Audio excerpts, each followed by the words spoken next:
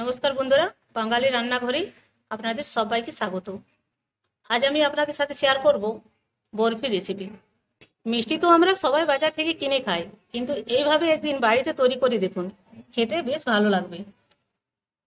আমার ভিডিও যদি আপনাদের ভালো লেগে থাকে তাহলে আমার চ্যানেলটি লাইক, কমেন্ট, শেয়ার ও সাবস্ক্রাইব করে আমার পাশে থাকবেন। গ্যাসে কড়াই বসিয়ে গরম করে নিয়েছি। এবার আমি চিড়েটা ভেজে নেব। চিড়েটা ভাজার জন্য আমি কোনো তেল বা ঘি ব্যবহার করছি না, শুকনো খোলায় ভেজে নিচ্ছি।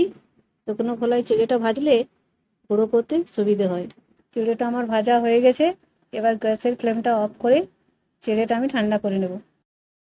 বরফি বানানোর জন্য এখানে আমি নিয়ে নিয়েছি 100 গ্রাম ভাজা ছোলা, 100 গ্রাম মিছরি, 50 গ্রাম আমন্ড, 50 গ্রাম ভাজা চিড়ে, পরিমাণ মতো দুধ আর 50 গ্রাম কাজু। এখানে আমি একটা মিক্সিং বোল নিয়ে নিয়েছি, তার মধ্যে দিয়ে দিলাম ভাজা ছোলা, ভাজা চিড়ে, আমন্ড, মিছরি, কাজু ও দিয়ে দিব 2টো এলাচ। এই সমস্ত কিছু উপকরণ আমি ভালোভাবে গুঁড়ো করে নেব। সমস্ত উপকরণ আমি বেশ মিহি করে গুঁড়ো করে নিয়েছি। এবার আমি একটা অন্য পাত্রে ঢেলে নেব। এবার আমি ওই উপকরণের মধ্যে একটু একটু গরম দুধ দিয়ে চামচের সাহায্যে বেশ ভালোভাবে মেখে নেব।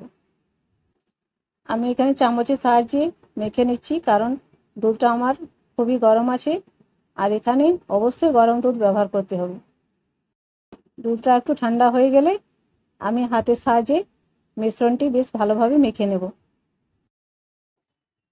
মিশ্রণটা আমি হাত দিয়ে বেশ ভালোভাবে মেখে নেব, যাতে ভিতরে কোনো ঢেলা ঢেলা না থেকে যায়। মিশ্রণটা আমি বেশ ভালোভাবে মেখে নিয়েছি। এখানে আমি একটা স্টিলের ট্রে নিয়ে নিয়েছি। ট্রের মধ্যে দিয়ে দেবো 1 চামচ ঘি। এই ঘিটা আমি বেশ ভালোভাবে মাখিয়ে নেব। এবার আমি মিশ্রণটি ট্রের মধ্যে নিয়ে নেব আর নিয়ে চারদিকে ছড়িয়ে দেব। মিশ্রণটি আমি এখানে চৌকো শেপ দিয়ে দিয়েছি। এবার উপর থেকে কিছু আমন্ড কুচি দিয়ে সাজিয়ে নেব। বরফির মিশ্রণ আমার একেবারে রেডি। এবার আমি ফ্রিজে 1-1.5 ঘন্টা মতো রেখে ঠান্ডা করে নেব। মিশ্রণটি আমি ফ্রিজ থেকে বের করে নিয়েছি, আর মিশ্রণটি বেশ ভালোভাবে জমে গেছে। এবার আমি বরফির আকারে কেটে নেব।